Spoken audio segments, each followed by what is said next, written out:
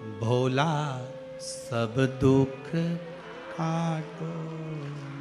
शिव शंकर जपूं तेरी माला, भोले बाबा जपूं तेरी माला, भोला सब दुख काटो। कि बहुत तकलीफ है और नहीं हो रहा काम, बहुत दिनों से लगे हो, नहीं हो रहा, हरा मूंग ले जाओ। मूंग के दाने तो रहते हैं घर में, केवल 31 मूंग के दाने लेकर जाइए, 31 चावल के दाने लेकर जाइए और 31 ही बेलपत्र लेकर जाइए। जिस दिन सोमवार की अष्टमी हो, शंकर जी के मंदिर में जाओ, 3 चीज लेकर जाओ, मूंग के दाने, चावल, बेलपत्र। चावल जो 31 लेकर गए हो, अपनी कामना कर कर शंकर जी की देहली पर रख दो, चौखट पर, कहीं पर भी एकांत में उसको रख दिया। मूंग के जो दाने लेकर गए हो 31, वो नंदी के पास में, जो नंदी का पांव ऊंचा रहता है उस पांव के पास रख दीजिए।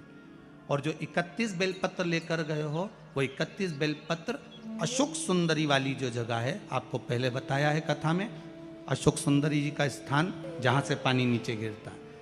प्रत्येक शिवलिंग के सामने एक मोटी सी लाइन होगी, उस मोटी सी जो लाइन है अशोक सुंदरी, वहां पर जो 31 बेलपत्र लेकर गए हो, अपनी कामना कर कर पीला चंदन, लाल चंदन लगाकर उस पर समर्पित करते जाओ। उसकी डंडी जहां से पानी बहता है उस ओर होना चाहिए। आप निवेदन कर कर देखो, एक सोमवार की अष्टमी पर कर कर देखना, दूसरी सोमवार की अष्टमी आएगी, अपने आप आपका काम हो गया होगा। बेलपत्र चढ़ाने का भी एक तरीका होता है, समझ में आता है? सीधा बेलपत्र और उल्टा बेलपत्र, समझ लेना, बहुत अच्छे से समझिएगा।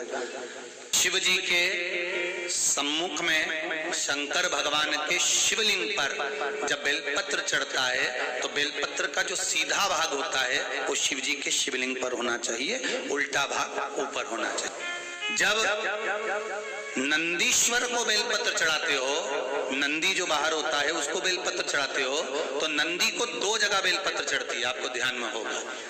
पहली बेलपत्र नंदी को जब चढ़ती है तो नंदी के सामने चढ़ती है, तो उसका बेलपत्री का जो डंडी का मुख है वो नंदी की ओर होता है, और बेलपत्री की पत्ती का मुख शंकर जी की ओर होता है। समझ में आ रहा है सबको? डंडी का मुख, जैसे नंदी ऐसे बैठा है तो डंडी का मुख नंदी की ओर होगा, पत्ती का मुख शिव के, और ये सीधी की सीधी नंदी के सामने नीचे रखा जाता है, नंदी के सम्मुख। और एक बेलपत्र जब नंदी के ऊपर चढ़ती है तो डंडी का मुख शिव जी के ऊपर होता है, और इस पत्ती का मुख नंदी के सिर पर नंदी की ओर होता है।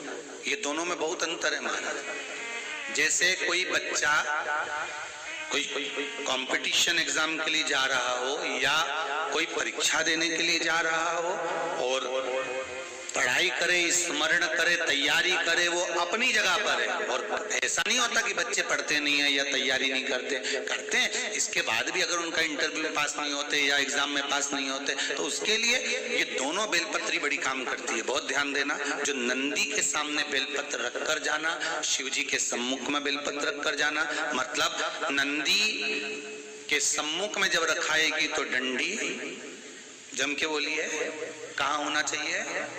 नंदी की ओर, और जब ऊपर रखाएगी तो डंडी शिव की ओर हो। ये 2 बेलपत्र रखकर शिव जी का स्मरण कर कर जाएं, कार्य सफलता की ओर बढ़ता है। कोई काम के लिए आप जा रहे हैं तो उसमें सफलता मिल जाती है, उसमें सफलता प्राप्त होती है। शिव जी को बेलपत्र चढ़ा रहे हो, जो चिकना भाग है, सीधा भाग शिव जी के ऊपर, शंकर भगवान के ऊपर। थाली में अगर शिवलिंग का निर्माण कर रहे हो, पार्थिव शिवलिंग का निर्माण कर रहे हो, तो थाली में जब बेलपत्र रखोगे तो सीधी रखोगे, फिर उसके ऊपर शिवलिंग का निर्माण